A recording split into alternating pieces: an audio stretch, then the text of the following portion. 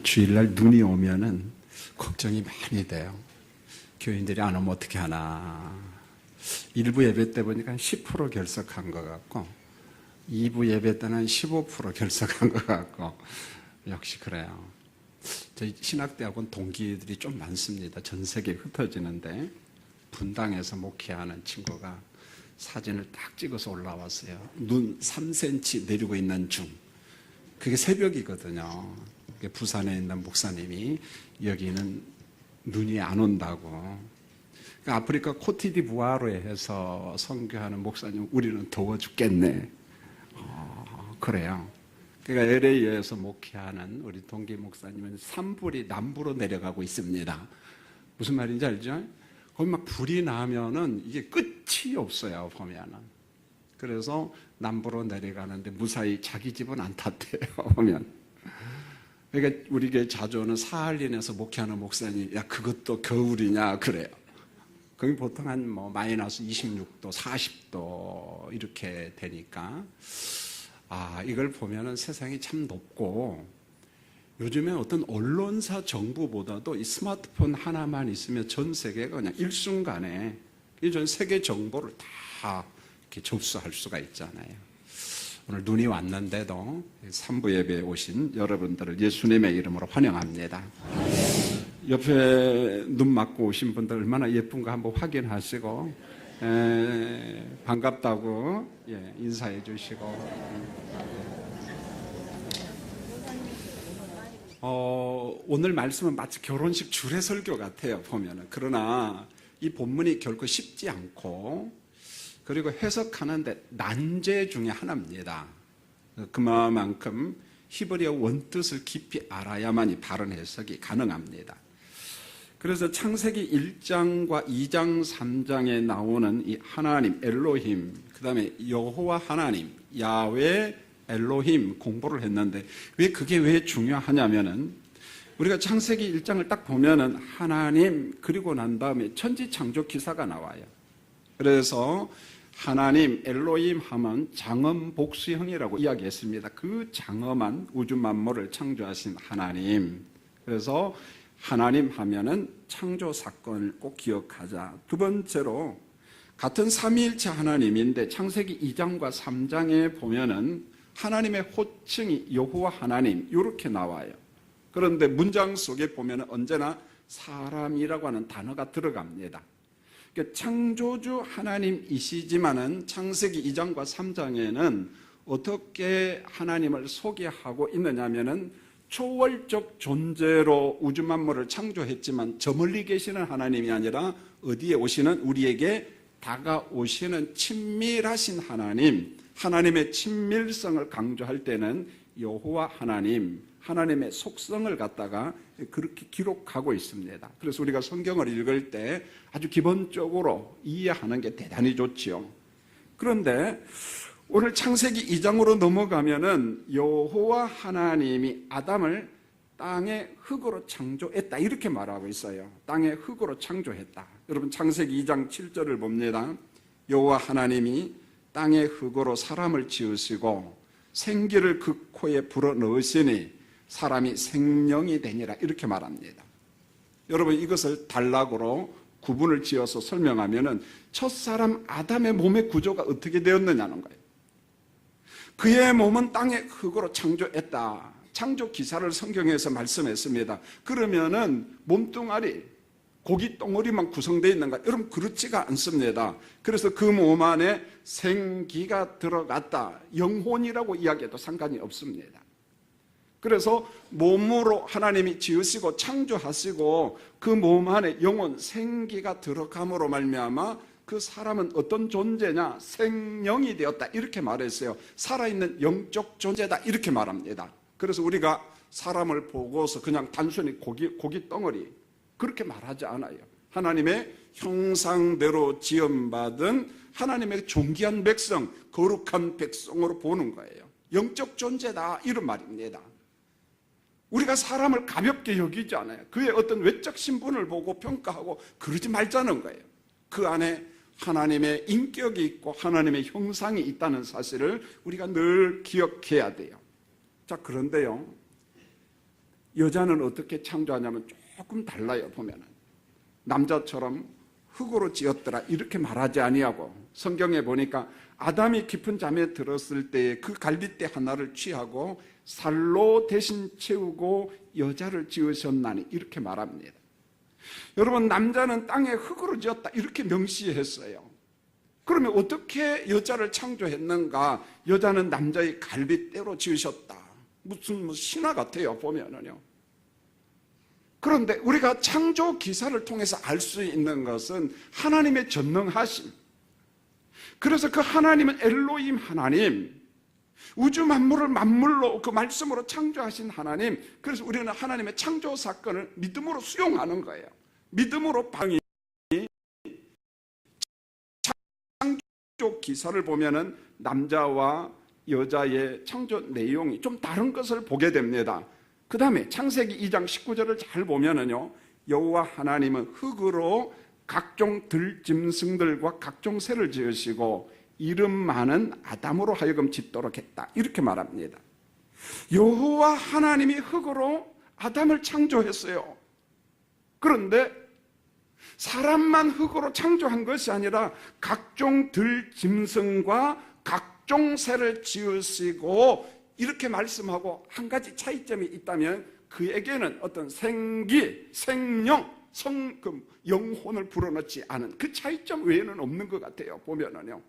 그런데 여자만큼은 땅의 흙이 아니라 아담의 갈빗대로 지으셨다, 성경이 그렇게 말씀합니다. 자, 여자를 지은 다음에 보세요.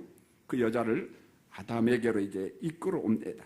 아담의 반응이 나오는데요. 내 뼈 중에 뼈요 살 중에 살이라, 창세기 2장 23절에서 그렇게 말합니다. 여인을 보고 뭐라고 반응을 보이냐면 내 뼈 중에 뼈요 내 살 중에 살이다. 여러분, 이것을 일컬어 전문용어로 관용적 표현이다 이렇게 말합니다. 그러면은 내 뼈 중에 뼈요 살 중에 살이요, 이 관용적 표현의 의미가 뭐냐? 우리 부부는 밀접한 관계, 동등한 관계, 동등한 힘과 능력과 인격의 소유자로서 그런 말입니다. 상하 관계가 아니고 어떤 차별적 존재가 아니라 하나님의 형상대로 지음받은 동등한 관계, 동반자 관계, 바로 그런 의미로서 관용적 표현이다 이런 말입니다. 자, 여자는 남자를 돕는 자로 지음을 받았다고 우리가 결혼식장에 가서 목회자들을 통해서 많은 설교를 듣잖아요. 여러분, 창세기 2장 18절 스크린을 보면서 같이 한번 읽어보겠습니다. 시작. 여호와 하나님이 이르시되 사람이 혼자 사는 것이 좋지 아니하니 내가 그를 위하여 돕는 배필을 지으리라 하시니라. 여호와 하나님이 이르시되, 말씀하시되 사람이 혼자 사는 것이 좋지 아니하니 내가 그를 위하여 누구를 지으리라? 돕는 배필을 지으리라. 그래서 여자가 누구냐? 남자를 돕는 헬퍼다. 이런 설교를 많이 들었을 겁니다. 그러면은 이때 말씀한 돕는 배필의 의미가 뭔가? 여러분, 절대 열등 개념으로 이 단어를 보면 안 됩니다. 남자가 주도권을 잡고 여자는 돕는 조력자다 그런 뜻이 아니라는 거예요, 여러분요. 남자는 좀 더 높은 위치에 존재한 자고 여자는 그 사람을 돕는 조력자 정도, 그런 개념으로 해석하면 안 돼. 상하 개념이 절대 아니라는 말입니다, 여러분. 하나님께서 남자를 창조했습니다.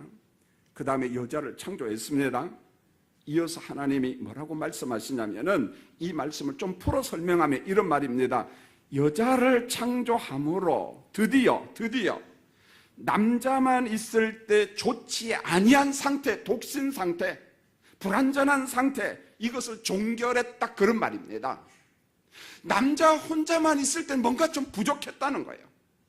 뭔가 좋지 못했다는 거예요. 그 좋지 못함을 여자를 통해서 하나님께서 끝맺었다 그런 말이야. 종결했다 이런 말입니다. 이런 개념으로서 돕는 배필이지 어떤 보조 개념의, 상하 개념의 돕는 배필이 아니라는 거예요. 여러분, 창세기 2장 18절에 돕는 배필의 그러므로 바른 해석은요 이렇게 보면 돼요. 자, 하나님은 남자에게 상응하는 여자, 이 상응한다라는 말을 좀 더 우리에게 와닿게 하면은 동등한 능력의 소유자, 동등한 인격의 소유자, 그로서 여자를 창조했어요. 자, 여자의 창조 사건을 통해서 남자의 고독을 해결할 수 있었다는 말입니다. 여자의 창조 사건을 통해서 그동안 남자에게 있었던 좋지 못한 고독, 외로움, 그 밖에 모든 것을 어떻게 했나? 끝장냈다는 거예요. 종결했다. 누구를 통해서요? 여자의 창조 사건을 통해서. 자, 여러분 정리합니다. 여자는 남자를 돕는 뭔가 좀 부족한 조력자, 협력하는 존재, 그런 정도가 아니라는 거예요. 가장 적합한 여자, 상응한 능력을 소유하고 동등한 능력과 동등한 인격을 소유한 여자. 그런데 그 여자는 누구냐? 내 뼈 중에 뼈요, 살 중에 사요, 친밀한 동반자, 그런 말입니다. 가장 친밀한 동반자로서 내 아내, 내 남편, 부부관계를 성경에서 그렇게 말씀하고 있습니다. 여러분, 부부의 친밀성을 강조하기 위해서 왜 하나님께서 하필이면 남자 옆구리에서 갈빗대를 지었을까? 그리고 난 다음에 여자를 지으시고 그 안에 새로운 생명, 영혼을 불어넣었을까? 이걸 놓고 재미있는 해석들을 참 많이 하는데 종교개혁자 해석들이 참 재미가 있어요, 보면은. 여러분도 목회자들을 통해서 그동안도 들었을 텐데 한 번 더 들어보세요. 여러분, 종교개혁자들이 왜 여자를 남자의 옆구리 갈빗대에서 치운 다음에 왜 여자로 창조했을까? 자, 이렇게 해석합니다. 여러분, 만약에 여자를 창조할 때 남자 발 밑에서 취해서 여자를 창조하면 여자는 남자보다 밑에 있는 열등한 존재이지 않나. 그래서 하나님께서 여자를 어디에서 취하지 않았다? 발 밑에 뼈에서. 여러분, 발 밑에 뼈 있어요, 없어요? 없어요? 저만 있는가 봐.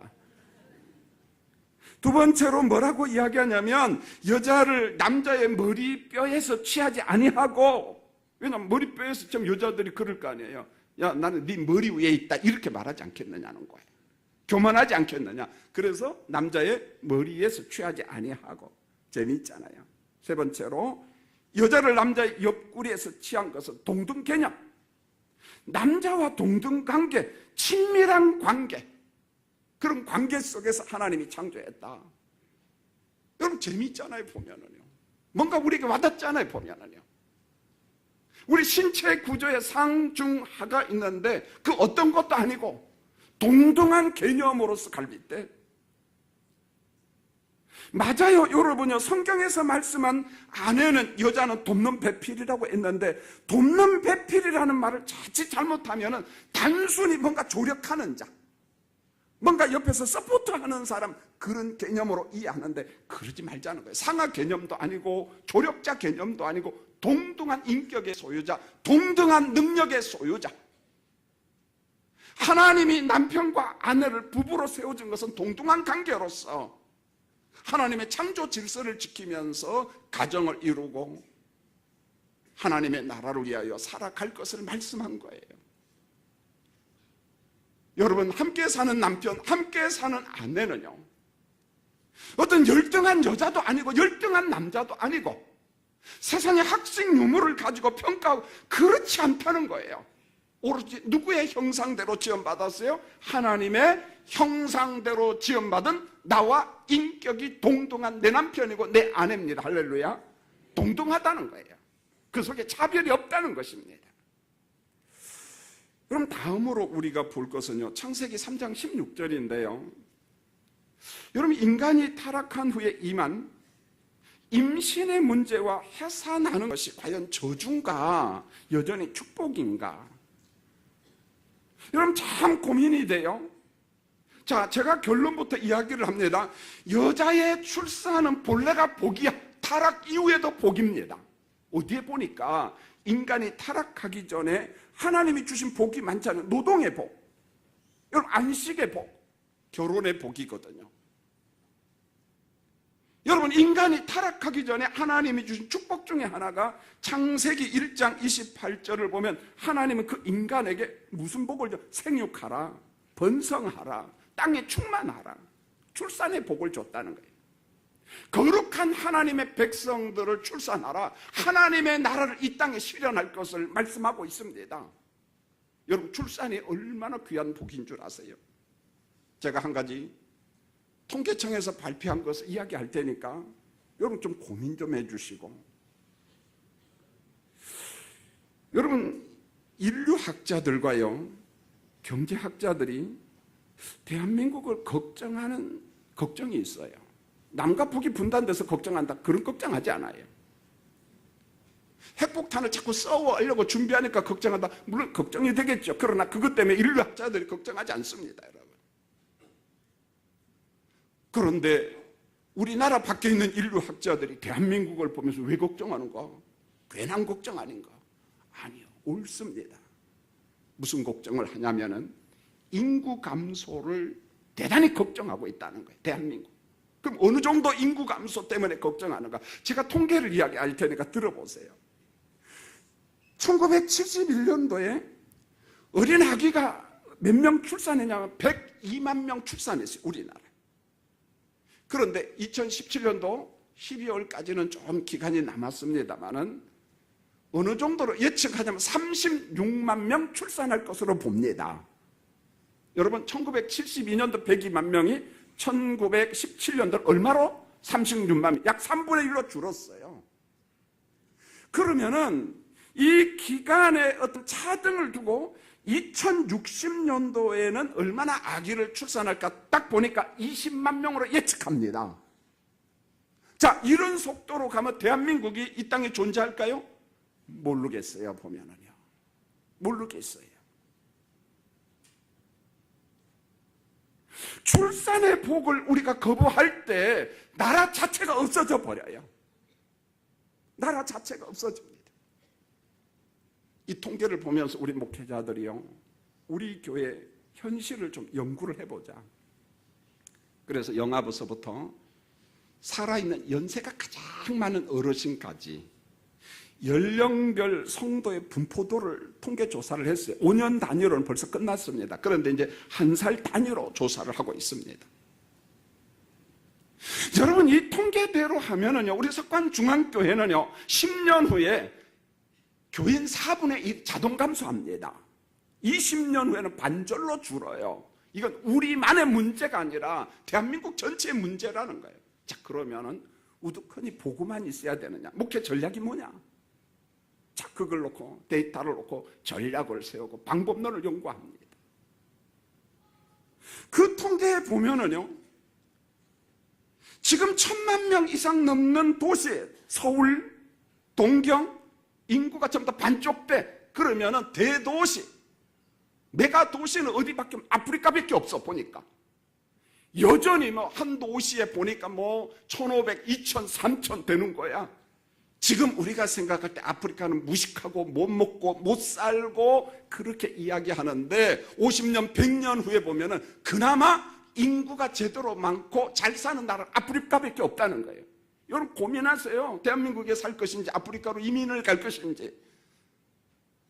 세상이 그렇게 변한다는 거죠. 여러분, 출산의 복은 저주가 아니에요. 단지 인간이 타락함으로 말미암아 수고와 고통이 동반된 거예요.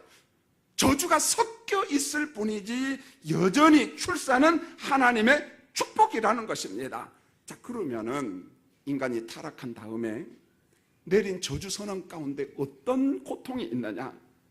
여러분, 성경을 다시 보면 내가 내게 임신하는 고통을 크게 더하리니 내가 수고하고 자식을 낳을 것이며 이렇게 예고를 하였어요.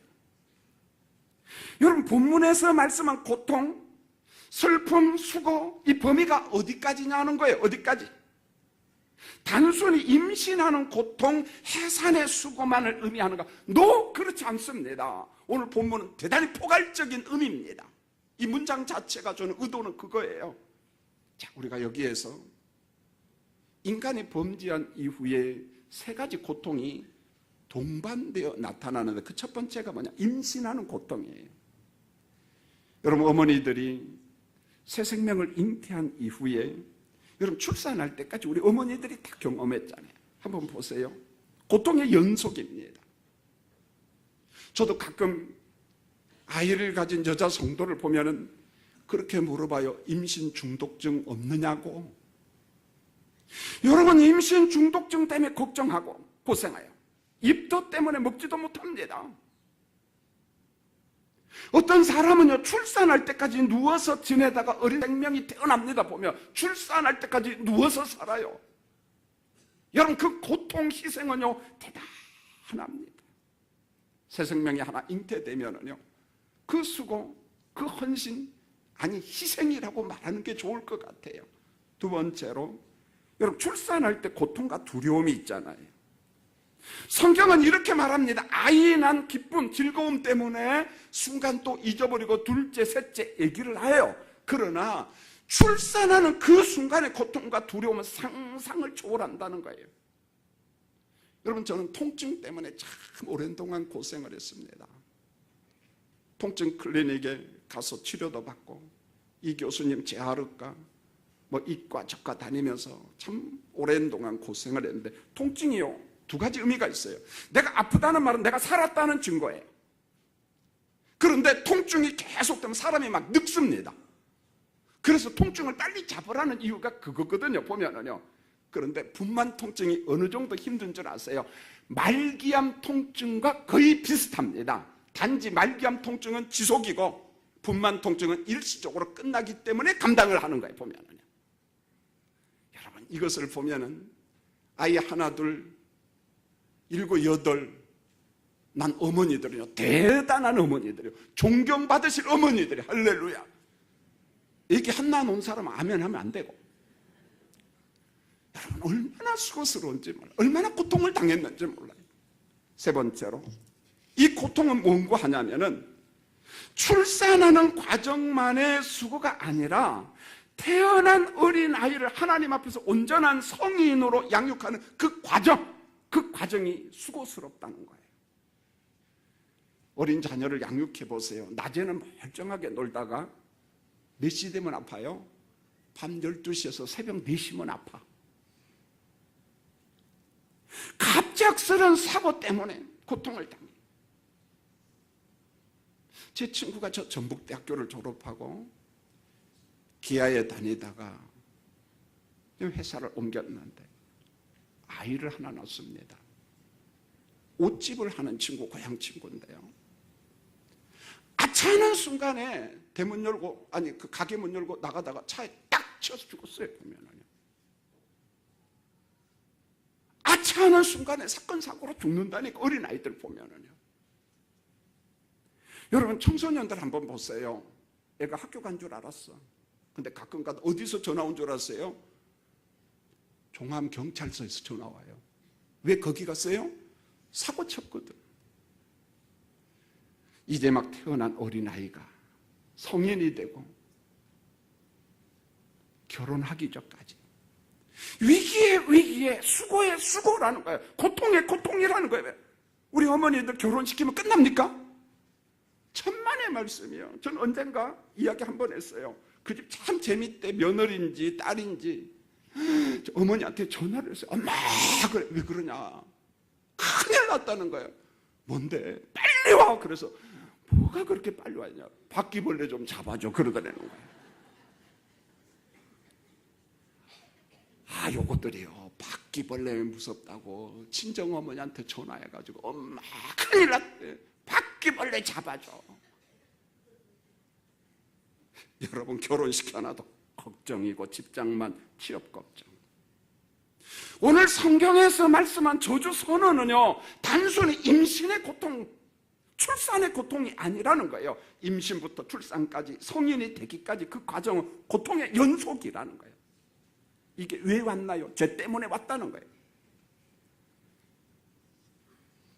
자, 타락 후의 임신과 출산의 고통과 수고 말고도 여기에 플러스 한 가지 참 고통스러운 게 있는데, 여러분, 여자가 받는 고통이 뭔 줄 아세요? 창세기 3장 16절, 제가 전반절은 설교했는데 하반절 한번 잘 보세요. 스크린을 보면서 여러분, 창세기 3장 16절을 읽겠습니다. 시작. 또 여자에게 이르시되 내가 내게 임신하는 고통을 크게 더하리니 내가 수고하고 자식을 낳을 것이며 너는 남편을 원하고 남편은 너를 다스릴 것이니라 하시고 이렇게 말합니다. 너는 남편을 원하고 남편은 너를 다스릴 것이니라. 자, 문장 가운데 우리가 오랜 동안 이렇게 봤어요, 여러분. 그런데 성경 66권이 다 어려운 건 아니에요. 그러나 모두 다 쉬운 건 또 아닙니다. 어떤 부분은 해석하기가 정말 난해하고 어려운 부분이 있어요. 그래서 신학자들 사이에도 견해가 달라요. 그런데 성경 66권 중에 가장 그릇되게 해석한 구절 중에 가장 대표적인 것이 어디냐면은 창세기 3장 16절 하반절이에요. 그동안 영어 성경을 사용한 사람들이요, 창세기 3장 16절을 곡해했다는 거예요. 해석하는데 좀 난해하게, 좀 삐뚤어지게 해석했어요. 그래서 창세기 3장 16절을 어떻게 해석했느냐, 히브리 원뜻에서 좀 벗어나게 우리 한글 성경도 거의 비슷하게 번역했어요. 성적인 욕망으로 창세기 3장 16절을 해석해서 욕망, 뭔가 내가 원한다는 게 디자이어. 그래서 어떤 학자는 이것을 리비도적 성적 본능 그렇게 말합니다. 리비도라고 하는 말은 프로이드, 오스트리아 심리학자가 사용한 어떤 본능적 에너지, 물론 그 속에는 성적 본능, 성적 욕망, 그게 좀 많이 들어가죠, 보면. 그래서 3장 16절 하반절을 성적인 욕망으로 해석을 하고 그 다음 구절을 어떻게 보냐면 남편이 아내 위에 권위를 행사하는 것, 어떤 군림하는 것, 그 다음에 아내를 이용하는 것, 아주 부정적인 의미죠, 사실은. 여러분 16절에 그러면 오늘 성경에 원함 이렇게 나오는데 본래 뜻은 뭔 줄 아세요? 히브리어로 테슈카입니다. 이 말은 원함이라는 말이 아니고 돌아서 터닝이에요, 터닝. 여러분 초대교회 교부들도 이 본문을 해석할 때 원함, 욕망 그렇게 해석하지 않았습니다. 돌아섬, 터닝 그렇게 해석했어요. 여러분 교부라고 하는 말은 교회의 아버지라는 말이잖아요. 오리겐이나 클레멘스, 이레니우스 같은 우리가 존경하는 지도자들 교회의 아버지다, 교부다, 그렇게 불렀습니다. 그러면은 언제부터 돌아섬이 원함으로 뒤바뀌었는가?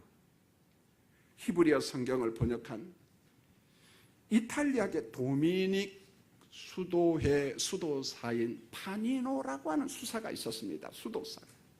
프란체스코 수도회하고요, 도미닉 수도회하고 방법론이 전혀 다릅니다. 언제 기회 있으면은 사진도 좀 보여주고 이들이 수도하는 방법이 어떤 건가 제가 말할 수 있습니다. 파니노라고 하는 사람이요, 1528년도 파니노 성경을 번역합니다. 프랑스 리옹에서 번역을 합니다. 후에 영어로 성경을 번역하는 사람들이 누구 걸 많이 참고하냐면 파니노 성경을 참고를 해요. 물론 위클리프 성경은 이 사람 앞에 있었기 때문에 원전에 가까워요. 같은 영어 성경이라도 전혀 다릅니다, 내용. 그래서 파니노 성경을 보고 번역한 사람들이 창세기 3장 16절을 어떻게 번역했냐면 지금처럼 번역해놨어요. 너의 욕정이, 너의 원함이 너의 남편에게 속하게 될 것이다. 파니노와 영어 성경은 돌아섬, 터닝 대신에 욕정, 원함, 성적인 욕망으로 번역해놨다는 거예요. 그러면은 창세기 3장 16절을 본래 뜻으로 보면은 어떤 말이 되느냐? 이런 거예요.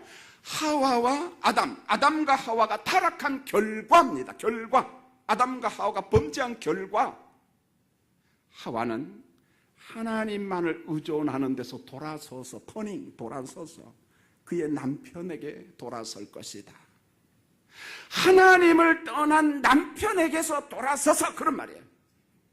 하나님을 의존해야 돼. 부부가 하나님의 방법대로 살아야 돼. 그런데 하나님 나 필요 없습니다. 범죄 이후에 하나님을 떠났어요. 하나님한테 돌아서서 누구한테만 의존, 남편한테만 의존해. 그게 뭔 나쁩니까? 이렇게 말할 수 있는데 안 나쁘죠. 남편을 의존해야죠. 그런데 의존할 때 방법론이 뭐냐는 거예요. 질서, 하나님의 창조 질서대로 그게 없어져 버렸다는 거예요. 자, 이렇게 돌아선 결과 너의 남편이 너를 다스릴 것이다. 아내를 나쁜 쪽으로 이용할 것이다. 여기서 다스린다는 말, 이용한다는 말이야. 이게 원뜻입니다. 부정적인 의미입니다. 그래서 다스린다는 말은 어떤 부부관계에서 남편이 지배의 이치를 가진다, 그런 의미도 있지만 더 정확한 의미는 남편이 아내를 악용한다는 거예요. 이용한다는 거예요. 여러분, 그러면은 남편만 아내를 부정적으로 이용하는가? 천만의 말씀이요. 피차간에 이용합니다. 남편만 아내를 이용하는 것이 아니라 부부가 서로가 서로를 쌍방간에 이용하고 악용합니다. 뭐 때문에요? 인간의 죄성 때문에.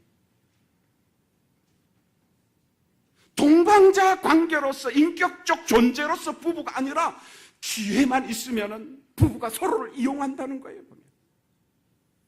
여러분, 우리 주변을 보세요. 저도 목사지만 눈이 있고 귀가 있기 때문에 듣습니다. 서로를 속입니다. 외도를 합니다. 가끔가다 그런다고 하대요, 여자들이요. 집에 남편 잘 있어 그러면은요, 그 다음에 친구도 잘 있어 그래. 난 친구여서 맨 처음 동장인 줄 알았어. 그러니까 남편 따로 있고 재미있게 즐기는 누가 있어야 돼요? 친구가 있어야 돼요. 우리 교인 때는 그런 사람 없는 줄 압니다. 저 눈 감았어요, 여러분. 아멘도 하지 마시고. 세상이 이렇다는 거예요. 서로 악용한다, 이용한다는 거예요. 남편 몰래 동거래합니다. 딴 주머니 잡니다, 보면은요.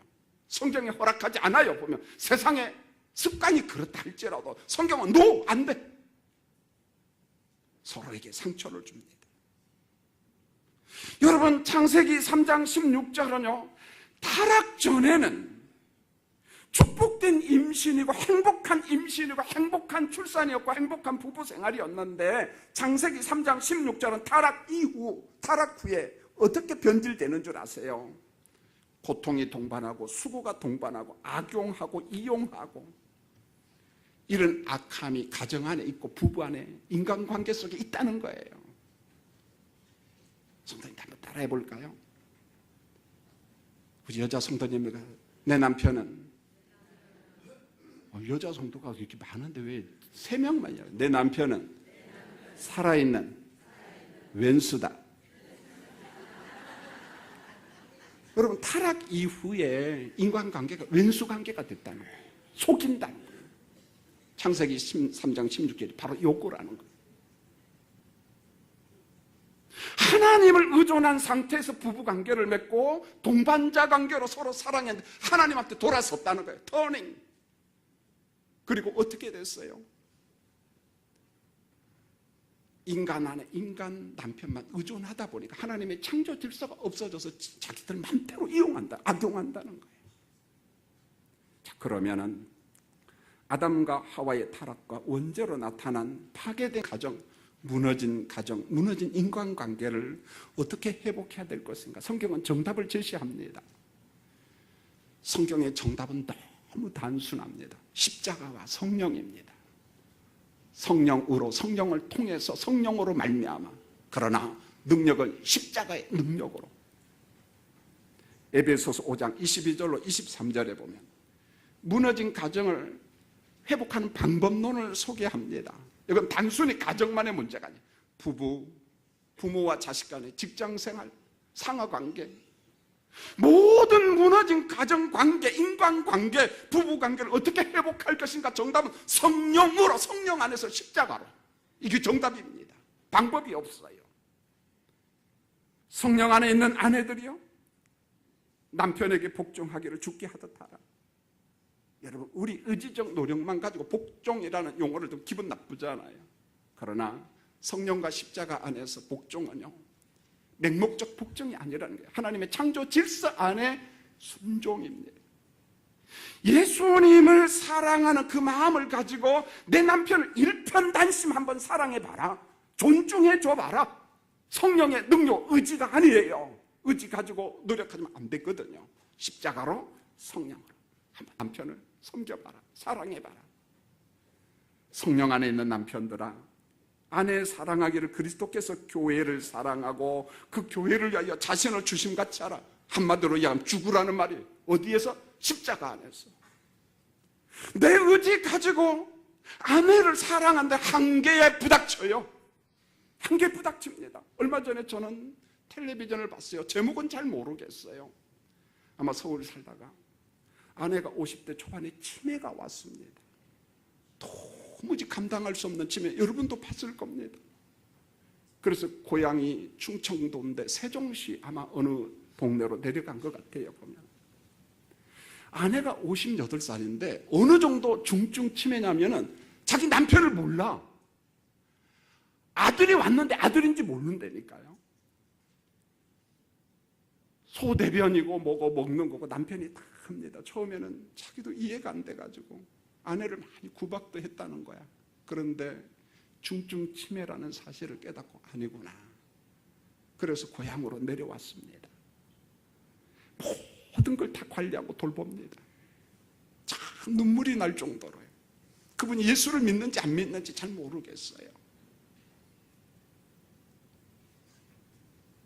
내 아내가 치매가 걸리고 남편을 몰라보고 자식을 못 알아보고 심지어는 밖에 나가면요, 대문 밖에 나가면 자기 집을 못 찾아 들어와요. 그러니까 그 IQ가 두뇌가 어느 정도 3살이 채 안 된답니다. 3살이요. 이렇게 빨리 치매가 오는가? 그런데요, 그 남편이 얼마나 지극정성으로 섬기는지 참 대단한 분이 돼. 여러분, 성경에서 말씀한 십자가의 사랑, 성령의 능력은 이기적 사랑이 아니라는 거예요. 이타적인 사랑. 내가 주는 겁니다. 이게 의지 가지고 될까요? 여러분의 의지가 그 정도로 고상하고 대단합니까? 그래서 우리의 의지가 아니라 성령과 십자가 안에서 가능하다. 여러분, 사탄이 가져다준 주는요, 우리의 가정을 만생창으로 만들어버렸어요. 인간관계요, 부부관계, 부모와 자식 간의 관계를 완전히 깨뜨렸어요. 그러나 무너진 가정을 십자가와 성령 안에서 얼마든지 회복할 수 있다라고 성경은 말씀합니다. 그리스도 안에서 우리가 새로운 피조물이 되듯이 우리의 가정도 새 창조함을 받을 수 있어요. 할렐루야. 어제 이부 성가대 반주하는 우리 유지연 자매가 결혼을 했습니다. 어디서 노래 연습을 하는데 좀 먼 발치에 있어서 우리 교인인지 몰랐어요. 노래를 너무 잘하는 거예요. 우리 부부가, 야, 저 어느 교회에서 왔는지 노래 되게 잘한다. 나는 그 새하남교회 교인들인 줄 알았어요. 근데 어디서 많이 본 얼굴이 보여요. 우리 교인이래. 그래서 그 순간에, 야, 수준 높다. 어느 교회가? 우리 교회가.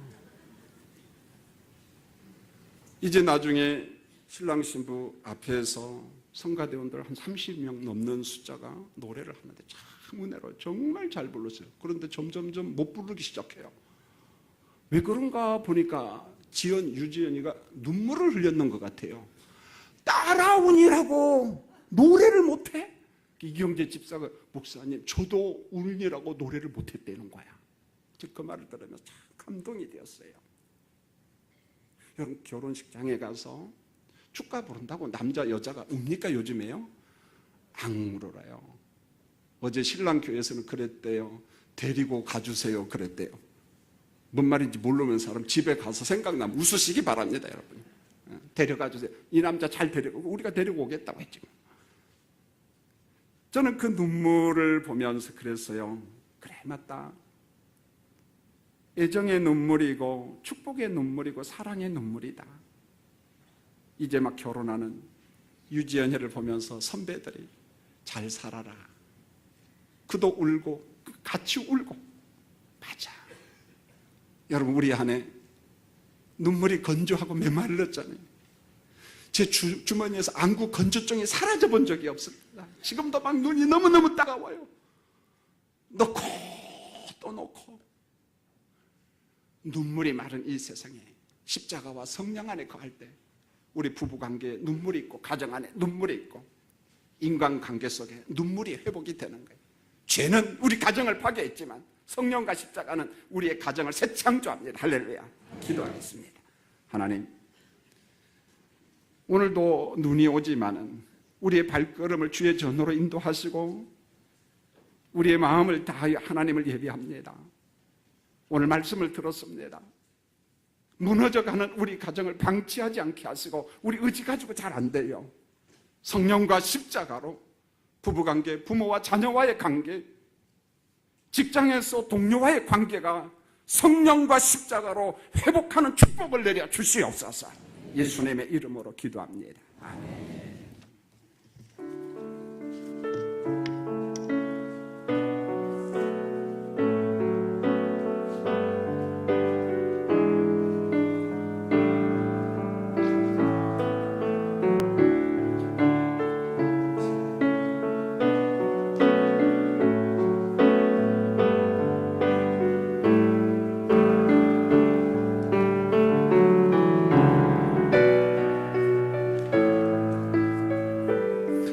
시간입니다만은 교회 소식을 전하겠습니다. 여러분 주보를 참고해 주시기 바랍니다.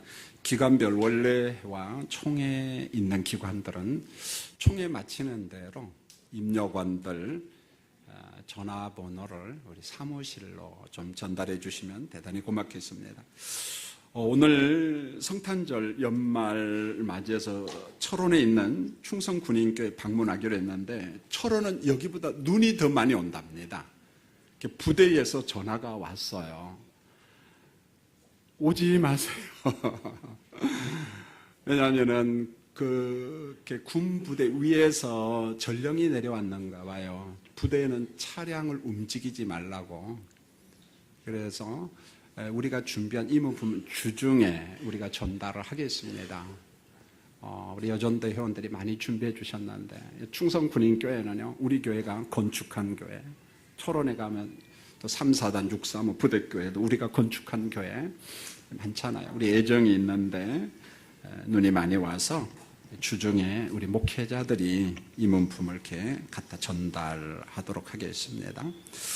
금요 기도의 선교 특강 미리 좀 홍보합니다. 이날 우리 조영성 선교사님, 터키 선교사인데 지금은 잠시 GMS 본부 총무로 와서 사역하는데 참 고생을 많이 하고, 전 세계 우리 교단 선교사를 관장합니다. 우리 교단 선교사가 거의 한 2,500명, 3,000명 정도 되는데 모든 조직을 책임지는 그런 목사님이십니다. 12월 행사 안내는 주보를 참고하시고, 여러분 주보 안에 3대 예배 초대합니다 이런 초청장이 있죠. 마침 이날 월요일이니까 여러분 부모님들, 자녀들, 가족들 함께 오셔서 같이 예배 드리고, 교회가 2018년도 달력과 그 다음에 카스테라 등 이렇게 준비를 좀 했습니다. 이날은 예배를 딱 2번밖에 안 드립니다. 1부 안 드리고요, 4부도 드리지 않고 오후 예배 없고 그냥 오전 9시 30분, 오전 11시 30분 2번만 3대 예배, 가족 예배로 드리도록 하겠습니다. 그 밖에 주보는 쭉 참고하시고, 이번 주 금요기도 찬양은 교역자 부부, 교사 연합, 청년부, 신혼부부 팀인데 오셔서 같이 기도해 주시기 바랍니다. 오늘 등록하신 분 소개합니다. 우리 유목 권사님이 인도하셨네요. 홍정금 씨, 석관동에 사시는데 잠깐만 서 계시고요. 한기옥 권사님이 인도하셨네요. 우리 문남순 씨, 우리 두 분을 위해서 박수 한번 보내주시죠. 정말 감사합니다. 예배 마친 다음에 저랑 한번 사진 찍었으면 합니다. 오늘 귀한 손님이 오셨는데 소개합니다. 우리 서울시 의회 의원인데 우리 김구현 의원님, 한 번만 그대로 일어나주세요. 아니, 이양 앞으로 오세요. 저랑 같은 김씨니까. 아니, 지난번에 초등학교 갔는데 왔어요. 저는 서울시 의원입니다. 김씨인데, 어디 김씨냐? 전 경주 김씨인데 자기도 경기 김씨래요. 근데 약속대로 오늘 놀러 왔어요. 투표 기간, 선거 기간이면 제가 절대 인사 안 시킵니다. 왜냐하면은 다양한 교인들이 계시기 때문에. 그러나 지금은 뭐 상관없어요. 여든 야든 어차피 우리를 섬기는 사람인데, 여러분 기도 많이 해주시고 서울시와 우리 성북구를 잘 섬기도록 그렇게 큰 박수 한번 보내주시기 바랍니다. 감사합니다. 제가 기도 한번 하겠습니다. 하나님 감사합니다. 오늘도 새 가족 등록했습니다. 정말 존귀한 사람입니다. 세상에서는 외적인 신분과 가진 것을 보고 평가하지만 우리 믿는 자들은 그걸 내려놓고 어떤 환경에 처하든지 그를 사랑하고 섬기게 해주시고 두 분 교회 적응 잘하도록 은혜 내려 주시옵소서. 오늘도 11조와 각종 예물을 드렸습니다. 그동안 해외 선교, 교육, 군 선교 등 나름대로 최선을 다했습니다. 성도들의 산업과 가정 경제를 축복해 주시옵소서. 오늘도 3부 예배 우리 장로님 기도했습니다. 교회 시설준비위원장으로 금년 한 해 동안 정말 수고했습니다.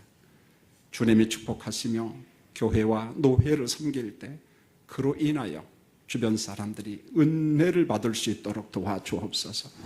오늘 성가대의 찬양을 주께서 들으셨어요. 찬미의 제사를 흠양하시고 찬양한 우리 식구들을 축복해 주시옵소서. 오늘 서울시 의회 의원으로 우리 지역을 섬기는 우리 의원님, 그의 일 가운데 축복하시며 그로 인하여 대한민국이 더 건전하게 발전할 수 있도록 하나님 도와주시옵소서. 눈이 많이 와서 충성 군인께 오늘 가지 못하지만 부대 병사들을 위로해 주옵소서. 예수님의 이름으로 기도합니다. 아멘.